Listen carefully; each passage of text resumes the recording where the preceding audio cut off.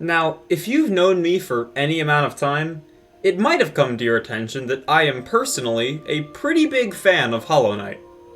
It's very easily my favorite game ever made, if not my favorite work of art ever in any medium. But what's been really cool to watch these last few years is that I'm clearly not the only one who cares about this game this much, and we've seen plenty of great and interesting titles come out since then that have taken direct inspiration from Hollow Knight in terms of their design, tone, and atmosphere. And I think that's been a really great legacy for the game to leave behind. Something that was such a bastion of creativity, going on to inspire many others to be creative as well. It's just been so cool to see so many talented and creative people take different aspects of something that both I and them care about so much, and amplify and modify it for their own creative endeavors. So when a group of upcoming indie developers reached out to me last month to give me an early review copy of their new Hollow Knight inspired game, I was happy to accept.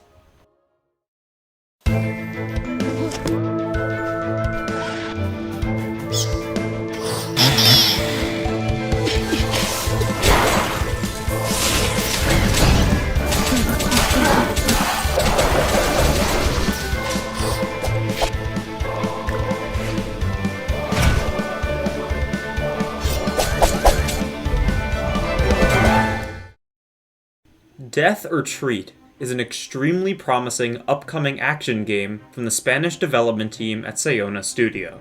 It's a hand-drawn, Halloween-themed side-scrolling roguelike that follows Scary, a little white ghost who has to defend his home of Hallowtown from the regular ghouls and equally sinister corporate ghouls who want to overtake it.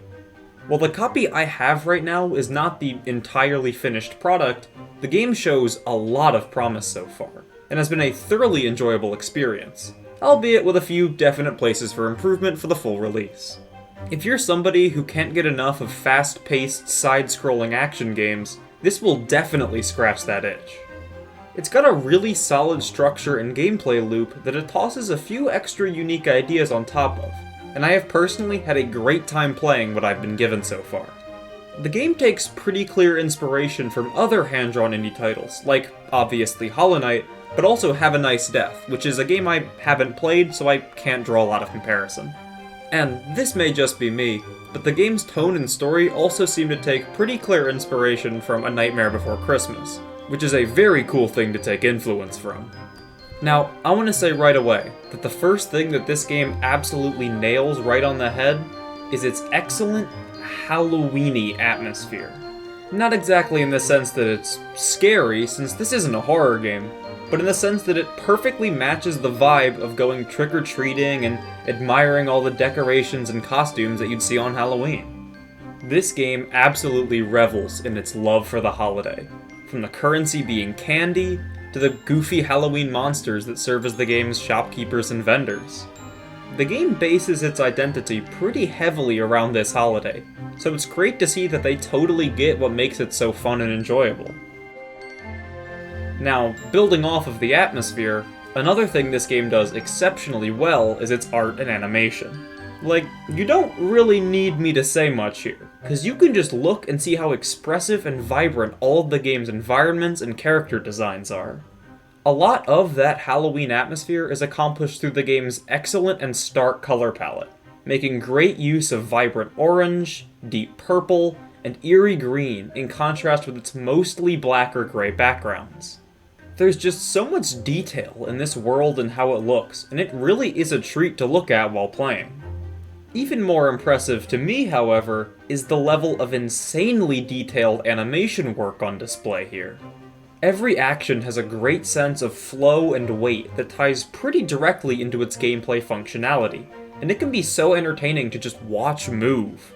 There are tons of complex and really well-made animations that barely even need to be there, but have so much charm to them that I can barely even imagine the game without them.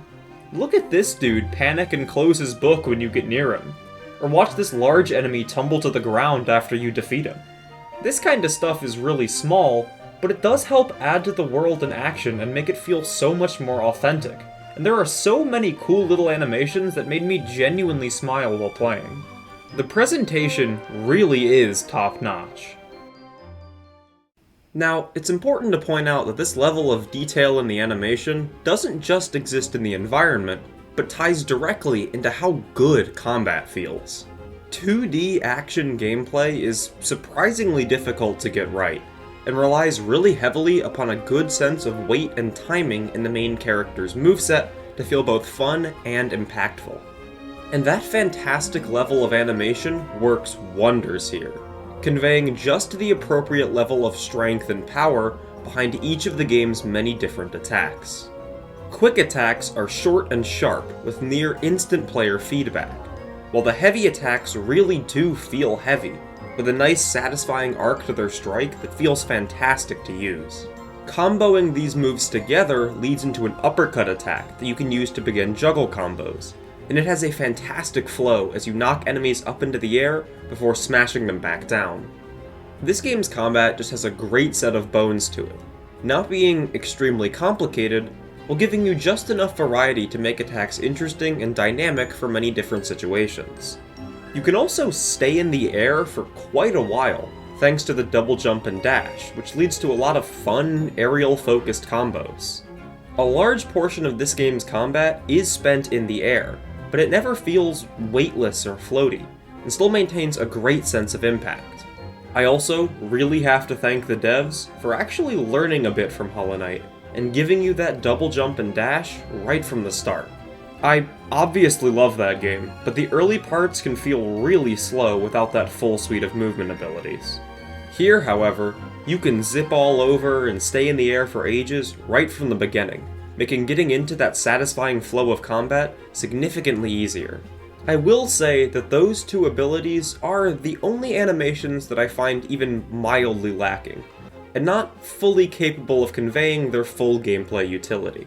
The dash actually sends you very far, very quickly, and the double jump completely resets your momentum and can send you quite high, but both feel like they're lacking a bit of snappiness that make them flow as well as the other moves. It's not that big of a deal though, and just requires a bit of getting used to at the start. The game also has several other weapons and abilities that you can unlock and use, and these really do change your playstyle in a lot of fun ways. Different weapons have access to completely different movesets that require you to fundamentally change how you approach some situations, and the special abilities, while they take a significant amount of time to charge up, are absolutely devastating and offer some really fun utility. Once you unlock enough stuff, you really can outfit yourself in a wide variety of different ways, leading to pretty different play experiences based on your preferences. Ranged combat especially feels inherently different than melee, as you have to approach basically every encounter with a completely different mindset, and certain enemies and abilities are much harder to avoid based on whether you're playing directly in front of them or hanging in the back.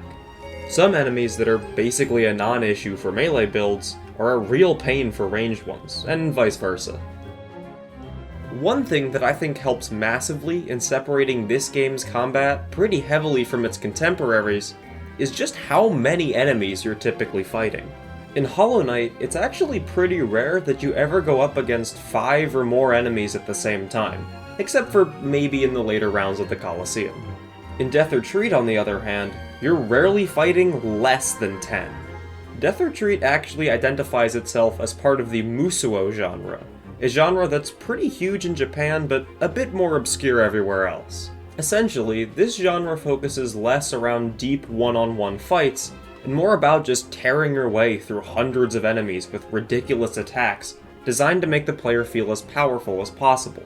It's not something that people typically associate with 2D games, but honestly, for transitioning that genre to a whole new dimension, Death or Treat does a pretty damn good job of capturing that feeling. Especially once you get some upgrades on your character, you can cleave through dozens of enemies pretty easily, or use your ridiculously powerful special moves to clear the whole screen. It feels really great to just carve your way through a level, and the combat is still responsive enough that you still feel like you're in control even as the screen becomes increasingly more chaotic, and as you go up against even bigger numbers. It makes coming back to the earlier stages continuously fun even as you level yourself up over many runs, and keeps those whole runs pretty engaging throughout. Oh yeah, runs. This game's a roguelike. Now, I have said in the past that there are a lot of roguelikes out right now that, while fun and enjoyable, I think would be better off as just normal side-scrollers or Metroidvanias. Well, I don't think that's true for Death or Treat. I actually do think it benefits decently from being a roguelike, and has a lot of interesting ideas that only really work within that genre.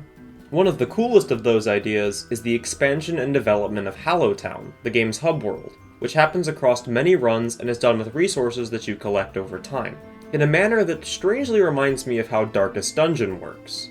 When you start the game, all the shops are closed down, which in turn means that you have no permanent upgrades across runs, but opening them up and acquiring materials for the shopkeepers helps expand your arsenal and make your character stronger for the entire rest of the game. I think permanent upgrades like this can actually be really cool, and a really strong motivator to keep people invested in a roguelike. The town expanding also just creates a really neat visual indicator of your progress, which is always nice to have. In addition, despite being randomly selected, I think the level designs are also pretty cool. They've all kinda got like the Sonic thing, where there's that upper and lower path to each level, with the upper one typically requiring more precise platforming, while the lower one typically requires more combat. For levels that you're gonna be repeating a lot over a lot of different runs, this is a great level of variety and choice in the player's hands. Now, all this being said, I was asked to give some feedback on this game's design, and I do definitely have some to give for some of its roguelike elements. I feel like roguelikes excel when you have a lot of different interesting choices to make about a run, or at least a lot of different opportunities to obtain abilities and items that will shape the run from there on out. Currently, however, the biggest choice you make in Death or Treat about how your run is going to turn out happens right at the beginning. You select a starting weapon and ability from the list of everything you've unlocked, and that's basically just how this run is going to play in its entirety. There are new passive abilities that you can get during the run, but you only get one per area, and while some of these are really cool and interesting, a lot of them are just simple number buffs that don't feel all that exciting to pick up. While getting more health or damage is an extremely nice benefit, it doesn't mix up the core gameplay much at all, and as such, most runs are defined entirely by what weapon and ability you picked at the start, rather than any wacky combinations of abilities that you acquire during the run itself. Now, there are also potions you can buy that do adjust stats, but these are expensive and affect random stats, rather than having any kind of input from the player on what they actually do. I think that either adding more weird and unique abilities, or increasing the amount of abilities the player can get during a run would help substantially with this, and make the run stand out much more in the player's mind, rather than just kind of all melding together. I would also suggest maybe allowing the player to choose one effect for the potions, and then have the second one be random, rather than just having both be random.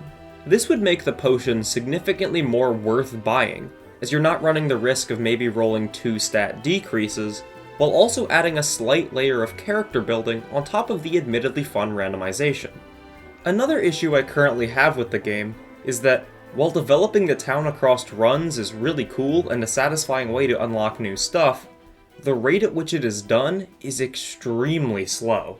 It will take you many hours to unlock everything, and some of the later upgrades are just insanely pricey. Now, the currency for upgrading the town, candy, is actually pretty common and drops in high amounts from chests, but the other upgrade materials that you need can be a real hassle to acquire. They drop randomly from specific enemies, but the drop rates are actually pretty high. The problem comes from the fact that, at the end of a run, you can only bring a few items back to town with you to use as upgrade materials, regardless of how many you've actually obtained during that run. So, in other words, while you may have acquired tons of materials you could theoretically use, you only get to keep a few of them at the end of the run. This seems pretty unintuitive to me, as it makes acquiring those resources significantly less exciting, and also slows the process of upgrading the town down immensely. Dying honestly wouldn't even be that bad if you could then go back to town with all the materials you worked for, but forcing the player to drop most of them makes it much more frustrating. Now, you can upgrade the amount of items you can bring back from runs, but that also requires resources. So even if you were able to upgrade your capacity first, it would still result in a lot of wasted resources across runs. I would definitely recommend increasing the amount of items you can bring back at the beginning, and make it much easier to upgrade your capacity. Maybe instead of only allowing 2 items to be brought back at the beginning, bump that up to like 3 or 4. Now, my last major issue with the game is how healing currently functions. Currently in the game, healing is exceptionally rare and mostly random, with health only restoring after you beat bosses, and sometimes when you kill enemies or open chests. Health and healing is such a vital part of this genre, especially those that throw so many enemies at you, that placing healing mostly in the hands of randomization seems like an odd choice.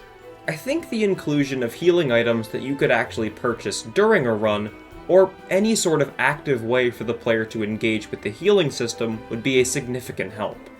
The game has some really neat ideas as a roguelike, and makes pretty good use of the genre most of the time, but just needs a few interesting aspects of randomization to spice up runs, and also needs to make those runs more rewarding to the game's overarching progress.